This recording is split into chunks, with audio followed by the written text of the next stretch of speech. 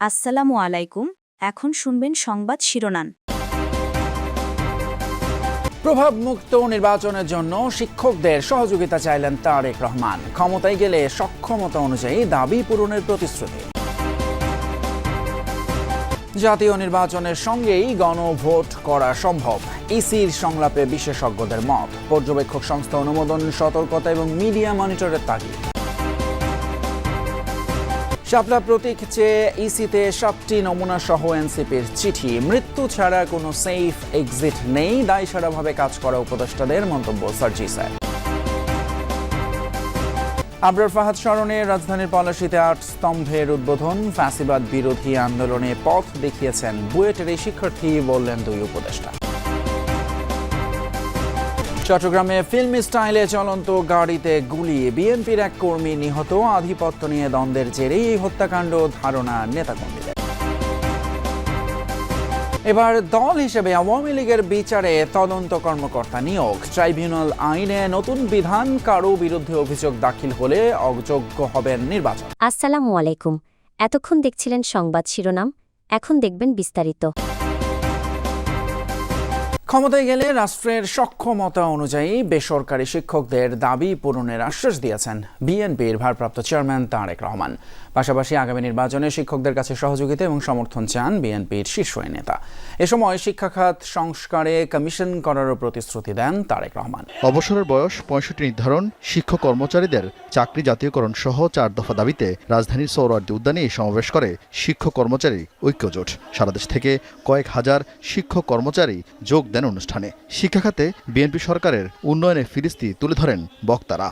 তিনি প্রাথমিক স্তরে খাদ্যের বিনিময়ে শিক্ষা কর্মসূচি দিয়েছিলেন, তিনি টাকার বিনিময়ে শিক্ষার কর্মসূচি দিয়েছিলেন। বরাবরই শিক্ষক কর্মচারীদের অনুষ্ঠানে গুরুত্ব দেয় বিএনপির শীর্ষ নেতৃত্ব। খালেদা জিয়ার পর সেই ধারাবাহিকতা অক্ষুণ্ণ রাখেন বিএনপির ভারপ্রাপ্ত চেয়ারম্যান তারেক রহমানও। লন্ডন থেকে ভার্চুয়ালি যোগ দিয়ে হাত নেড়ে শিক্ষকদের স্লোগানের ভালোবাসার জবাব দেন তিনি।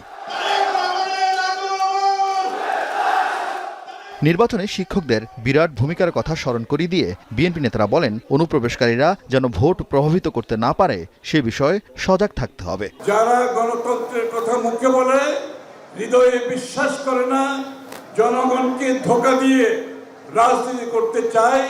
নির্বাচনে দল দাসের মতো কেউ কাজ করতে পারবে না, কাজে লাগানো যাবে না কোনো রাজনৈতিক অভিপ্রায়। কথা বলেছেন প্রধান নির্বাচন কমিশনার এএমএম নাসির উদ্দিন। নির্বাচন বিশেষজ্ঞদের সাথে সংলাপে তিনি বলেন, নির্বাচন সংশ্লিষ্ট কেউ আগের মতো পক্ষপাতমূলক আচরণ করলে ব্যবস্থা নেবে কমিশন। সংলাপে বিশেষজ্ঞরা গণভোট, নির্বাচন কর্মকর্তাদের চ্যালেঞ্জ, পর্যবেক্ষক সংস্থার অনুমোদন সহ বিভিন্ন বিষয়ে মত দেন।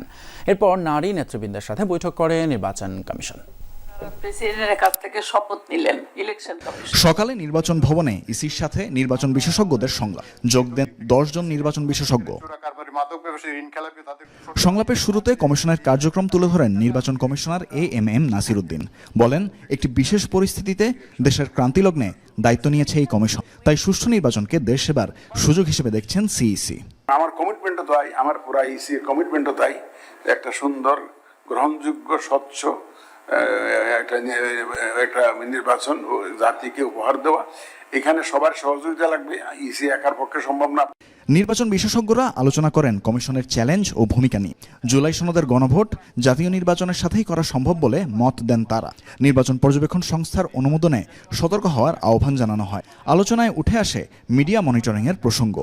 এদিকে শাপলা প্রতীক চেয়ে ইসিকে ইমেইলে 7টি নমুনা পাঠিয়েছে এনসিপি। বলা হয়েছে এগুলো জাতীয় প্রতীকের সাথে সামঞ্জস্যপূর্ণ নয়। আহ্বায়ক নাহিদ ইসলামের স্বাক্ষরিত সেই চিঠিতে বলা হয়, ইসির বেঁধে দেয়া তালিকা থেকে অন্য কোনো প্রতীক পছন্দ করা এনসিপির জন্য অসম্ভব। তালিকার বাইরেও শাপলার আংশিক ভিন্নতর কোনো নমুনার ব্যাপারে আলোচনার জন্য প্রস্তুত এনসিপি। এবার তারা নমুনার ছবি দিয়ে আবেদনে শাপলা, সাদা শাপলা বা লাল শাপলা প্রতীক চেয়েছে। চিঠিতে এনসিপি জানায়, গণমানুষের সাথে শাপলা প্রতীকের গভীর সংযোগ রয়েছে। শাপলা এনসিপির শুভাকাঙ্ক্ষী, সমর্থক, কর্মী, নেতৃবৃন্দকে দেশের জনগণের সাথে চমৎকার বন্ধনে আবদ্ধ করেছে। দেশবাসীর ভালোবাসা উপেক্ষা করার শক্তি এনসিপির নেই বলে উল্লেখ করা হয় চিঠিতে। শাপলার প্রতীক দিতে আইনি কোনো বাধা নেই বলে 101 জন আইনজীবীর বিবৃতির কথা জানায় এনসিপি। নাহিদ ইসলামের স্বাক্ষর করা সেই চিঠিতে বলা হয়, এনসিপির নিবন্ধন প্রক্রিয়ায় প্রয়োজনের তুলনায় নির্বাচন কমিশন উদ্দেশ্যমূলকভাবে অনেক বিলম্ব করছে। অনাকাঙ্ক্ষিত, আইন বহির্ভূত, বৈষম্যমূলক এবং স্বেচ্ছাচারী আচরণ করছে ইসি। মৃত্যু ছাড়া সেফ এক্সিট বলে কিছু নেই। দায়সারাভাবে কাজ করা উপদেষ্টারা পৃথিবীর যেই প্রান্তেই যান না কেন জনগণের প্রশ্নের মুখোমুখি হতেই হবে তাদের। এমন মন্তব্য করেছেন এনসিপি উত্তরাঞ্চলের মুখ্য সংগঠক সার্জিস আলম। দুপুরে নওগাঁয় এনসিপির জেলা কমিটির সমন্বয় সভায় সার্জিস আরও বলেন, কিছু উপদেষ্টার এই ধরনের মনোভাব নিয়ে কাজ করার বিষয়টি স্পষ্টভাবে পরিলক্ষিত। গণঅভ্যুত্থান পরবর্তী সময়ে যারা এমন চিন্তা করবে তাদের জনগণ মেনে নেবে না বলেও মন্তব্য করেন এনসিপির এই নেতা। বলেন, নির্বাচন কমিশন জাতীয় লীগ নামে একটি দলকে নিবন্ধন দিতে উঠে পড়ে লেগেছে। তবে যে কোনো দলকে নিবন্ধিত করতে আগের ক্রাইটেরিয়া মানলেই হবে না, সবকিছু যাচাই বাছাই করারও আহ্বান জানান সার্জিস আলম।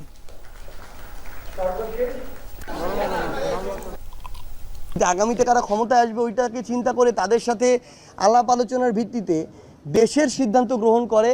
আমরা মনে করি দেশের মানুষের সামনে তারা মুখ দেখাইতে পারবে না। কোথায় সেফ এক্সিট নেবে? পৃথিবীতে সেফ এক্সিট নেওয়ার একটাই জায়গা, সেটা হচ্ছে মৃত্যু। এর চেয়ে তো আর সেফ এক্সিট, এছাড়া কোনো সেফ এক্সিট নাই। আপনি পৃথিবীর যেই প্রান্তে চান। জুলাই যোদ্ধাদের নিয়ে কোনো ষড়যন্ত্র হলে তা মোকাবেলা করা হবে বলে জানিয়েছেন এলজিআরডি উপদেষ্টা আসিফ মাহমুদ সজীব ভূঁইয়া। বিকেলে আবরার ফাহাদের ষষ্ঠ শাহাদত বার্ষিকী উপলক্ষে এক স্মরণ সভা এবং আগ্রাসন বিরোধী ৮ স্তম্ভের উদ্বোধনী অনুষ্ঠানে কথা বলেন তিনি। এর আগে সকালে আরেক অনুষ্ঠানে বক্তারা বলেন, ফ্যাসিবাদ বিরোধী গণ অভ্যুত্থানে পথ দেখিয়েছেন শহীদ আবরার ফাহাদ।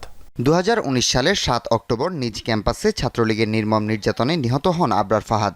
শহীদ আবরার ফাহাদের ষষ্ঠ মৃত্যুবার্ষিকী উপলক্ষে এক স্মরণ সভা ও আগ্রাসন বিরোধী ৮ স্তম্ভ উদ্বোধন অনুষ্ঠানের আয়োজন করে ঢাকা দক্ষিণ সিটি কর্পোরেশন।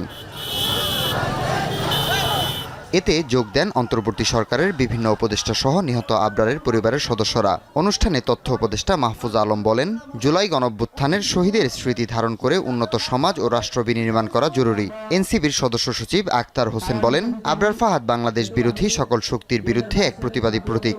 আমরা যদি আসলেই আবরার ফাহাদ এবং জুলাই অভ্যুত্থানের শহীদদেরকে ধারণ করে আসলেই আমরা আধিপত্যবাদ, আগ্রাসন এবং উপনিবেশবাদকে আমরা পরাস্ত করতে চাই, তাহলে আমাদের নিজেদেরকে প্রস্তুত করতে হবে। ছাত্রলীগের সন্ত্রাসীরা একটা স্মরণ সভাকেও সহ্য করতে পারে নাই, কারণ তারা জানে যে আবরার ফাহাদের স্মরণ সভা আমরা আয়োজন করেছি, সেই আবরার ফাহাদ আওয়ামী লীগের তাবেদারি রাজনীতির মুখে কুঠারাঘাত করেছে।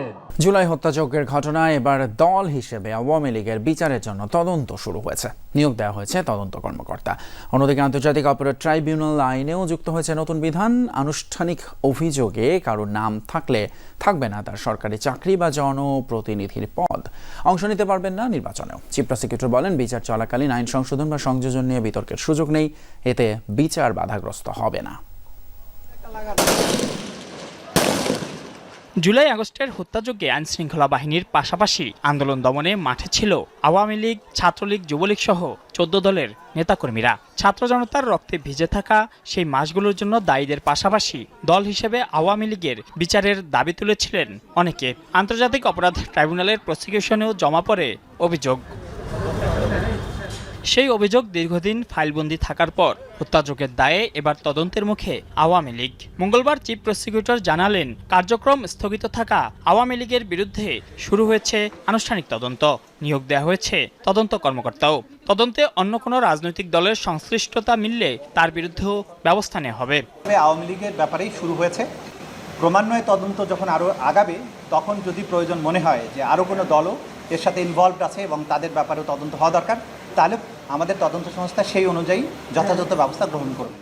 ট্রাইব্যুনাল আইনে দলের বিরুদ্ধে অভিযোগ প্রমাণিত হলে দল নিষিদ্ধ করা, সম্পত্তি বাজেয়াপ্ত সহ কঠোর শাস্তির বিধান রয়েছে। চিফ প্রসিকিউটর জানান, অন্য মামলার সাক্ষ্য প্রমাণও কাজে লাগবে এই তদন্তে।